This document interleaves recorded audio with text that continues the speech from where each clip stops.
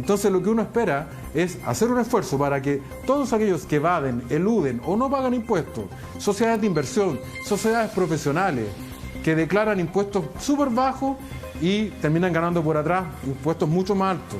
No digamos que solamente los que evaden impuestos son Luxich, Mate, Angelini.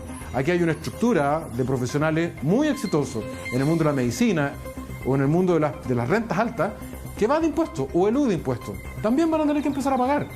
Entonces, esa discusión generosa y patriótica requiere que pongamos sobre la mesa todo lo que tenemos que hablar, sin caricatura, pero por sobre todo con sentido de urgencia.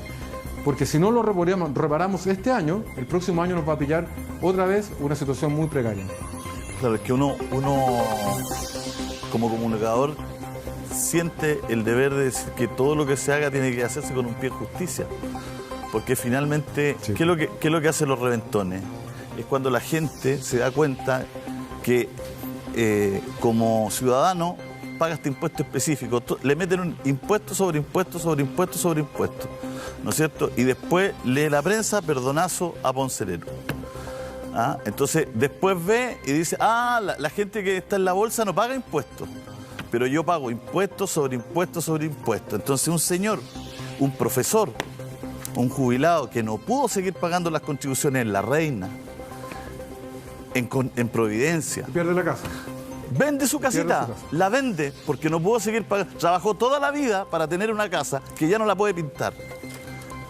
La vende porque no puede pagar el impuesto, que son las contribuciones. Y cuando la vende le cobran un impuesto por la venta de esa casa.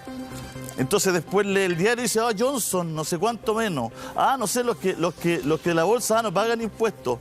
Los de acá eluden. Los de la no sé cuánta forestal, ¿no es cierto?, pagan no sé cuánto y no pagan en la octava región.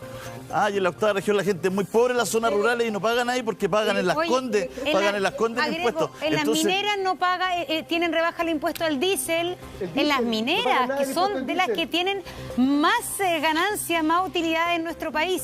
Es decir, yo estaba en mineras donde dejan la camioneta prendida. Alguien se baja a hacer un trámite en una mina, deja la camioneta prendida 2 horas porque les da lo mismo cuánto gastan en benzina. Porque realmente, entonces, ¿por qué las mineras tienen que estar pagando menos impuestos que la gente normal, Catalina? Si ya pagan un royalty. Lo que voy a comentar, Montserrat, es que ha habido una estructura histórica de evasión de impuestos desde hace muchos años, como decía Rodolfo, desde el más chico hasta el más grande. O sea, lo vimos incluso en televisión cuando muchos actores o figuras de televisión cobraban a través de sociedades justamente para evadir impuestos finalmente, porque las sociedades pagan mucho menos que las personas, que los individuos o que los patrimonios personales. Entonces yo creo que son temas que hay que revisar. No eran los actores en los canales, Catalina. No eran los actores en los profesionales. Usted está equivocada. No eran los actores los profesionales. Eran los canales de televisión que los obligaban a la... Perdón, yo se lo digo porque sé. Cuéntenos.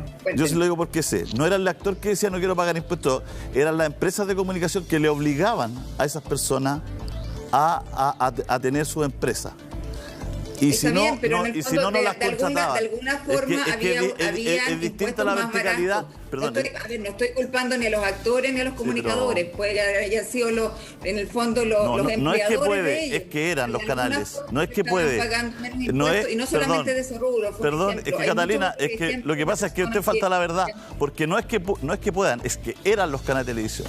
Y el canal público, TVN, cuando uno ingresaba, le pasaba las primeras facturas hasta que uno hiciera una sociedad.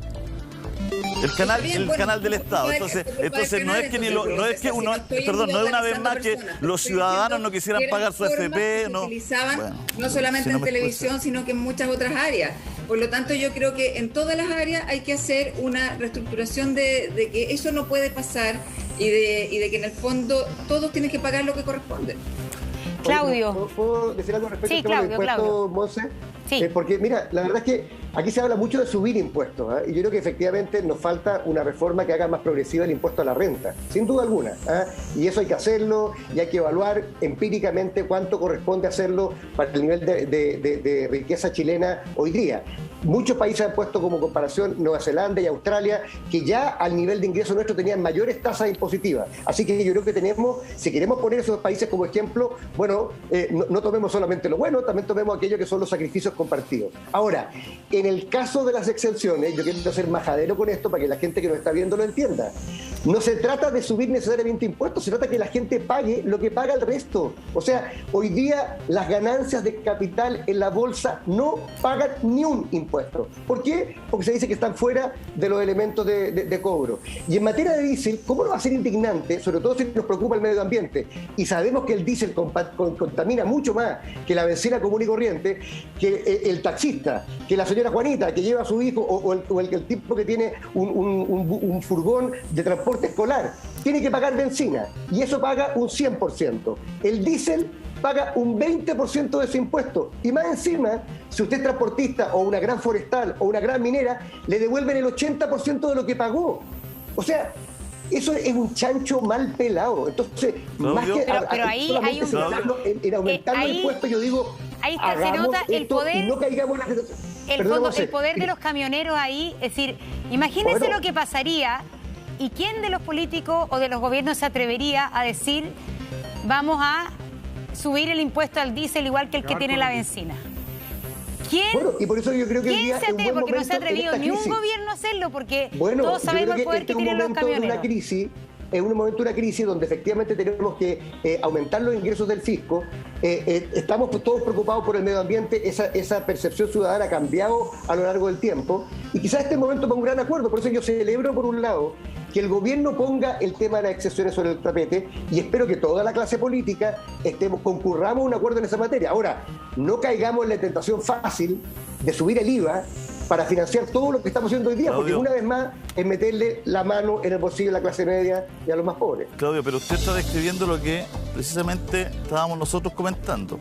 Esta descripción de situaciones que lo que hacen es exasperar a las personas, a los ciudadanos comunes y corrientes. Entonces, el tema es, esos grandes acuerdos no se pueden tomar a espaldas de los ciudadanos.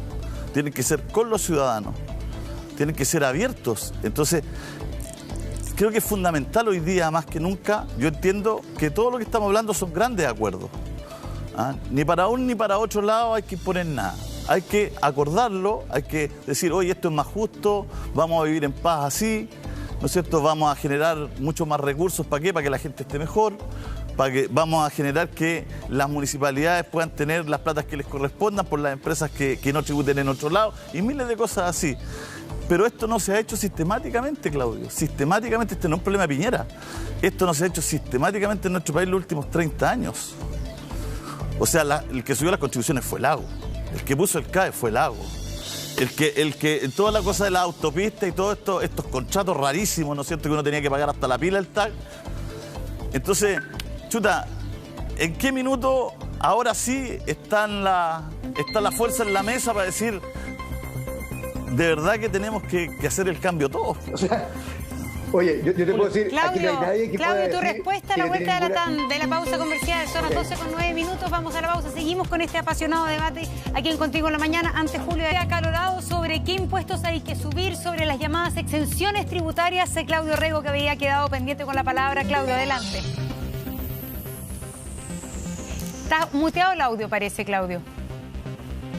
Ahí sí, perfecto. Ahí sí. Oye, como había dicho Julio César, yo creo que es efectivo que estos son impuestos difíciles de cambiar. Para nadie es duda el poder que tienen los camioneros en nuestro país. Y lo han hecho saber en distintos momentos de nuestra historia. Y sin embargo, creo que es necesario hacerlo. Entonces, más que ver por qué no se pudo hacer en el pasado, que es parte de la historia en la cual efectivamente las responsabilidades son compartidas, la pregunta es, una crisis como la que estamos viviendo hoy día, ¿no podría ser una oportunidad para efectos de ponernos de acuerdo distintos sectores políticos para enfrentar esta reforma tributaria que es tan necesaria y también tan difícil? Al menos yo tengo tranquilidad en una cosa, Monserrat. Yo fui precandidato presidencial. Esto lo puse en mi programa. Y yo, cuando era precandidato, fui a una reunión con Juan Araya y todos los dirigentes de los camioneros y les dije que la verdad que yo creía que mantener un subsidio al diésel en Chile y además una exención de pago de impuestos respecto a ello no era lo que se justificaba en el país que estábamos viviendo hoy día. Así que tengo por lo menos la conciencia tranquila. ¿Qué le dijeron? No, me dijeron que estaba loco, que eso iba a perjudicar el precio de los alimentos. En fin, me pintaron un poco como ese país incendiado que cada vez que uno propone una reforma se pinta.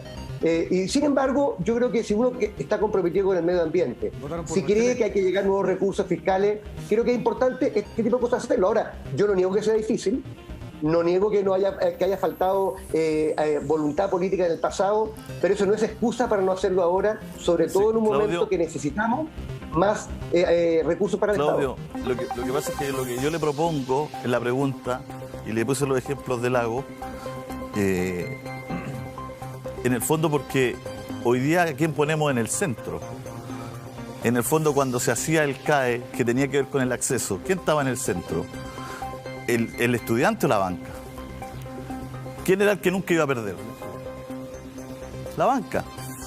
¿Y cuántos miles y miles de estudiantes quedaron con una deuda de profesional con un trabajo precario en este país? Está lleno. Está lleno. Entonces, y cuando después se bajó el CAE, ¿no es cierto? ¿Quién pagó esa baja del CAE que alivianó a tantos estudiantes o a tantos profesionales jóvenes? Nosotros, todos los chilenos. Porque el Estado se puso con la baja del CAE, no es que la banca hizo la rebaja. Entonces, cuando se pone en el centro, no se pone al ciudadano. Porque cuando se firma el contrato del TAC y se cobra hasta por la pila, ¿qué está en el centro? La inversión. Porque los que van a terminar pasando por ahí son personas. Entonces, ese punto yo le pongo en la mesa hoy día, porque eso no tiene color político, no tiene derecha ni izquierda, eso es una filosofía de vida, de enfrentar la sociedad que tenemos hoy día. ¿A quién ponemos en el centro? Y no es de izquierda ni derecha, no es de nada. El que tenga la posibilidad de hacerlo, que ponga en esa discusión, Rodolfo, ¿no es cierto?, de hoy día para adelante, ¿a quién ponemos en el centro de nuestro interés? Ese es mi punto solamente. Mira, le pegaste en el palo con la reflexión recién. Estaba pensando en el decreto de ley 600. La invariabilidad tributaria que se le dio a las mineras por año, de los años 80, cuando el país era mucho más pobre y teníamos que competir con Perú, con Argentina, con Ecuador, de traernos las inversiones. Y el país, para ser atractivo, como tú dices, apuntaba, venga la inversión, y sacrificaba el pago de impuestos, le daba invariabilidad tributaria. El país cambió. Hoy día es un país mucho más próspero y más rico. Entonces, tú tienes razón en el argumento central. Hoy día ya el eje no puede ser solo la inversión, tienen que ser las personas, eso es verdad. Pero es un equilibrio sutil que requiere patriotismo y generosidad, y yo recojo el guante que deja extendido el candidato a gobernador regional, Claudio Rego. De verdad tenemos que ser capaces de conversar sin prejuicios sobre todos los temas. Yo no creo que se acabe el mundo si modificamos el impuesto al diésel, pero hay que escuchar la voz de los camioneros, objetivamente. Habrá que sentarlo a la mesa para poder escucharlo. La AFP demostró que cuando sacamos el 10% no se vino al suelo, pero también digamos que era una medida excepcional por una vez, y tenemos que hacernos cargo de poder reembolsar ese déficit que está teniendo la gente en sus ahorros. Pero yo vuelvo a plantear, y lo digo a Claudio, que va a ser candidato a gobernador, que el segundo cargo más importante después del presidente de la República. Si le va bien, Claudio, va a tener un rol importante a nivel nacional. El acuerdo de productividad, de dignificación del trabajo. Porque claramente pagamos sueldos bajos, trabajamos mucho, trabajamos en condiciones precarias, todo eso es verdad. Pero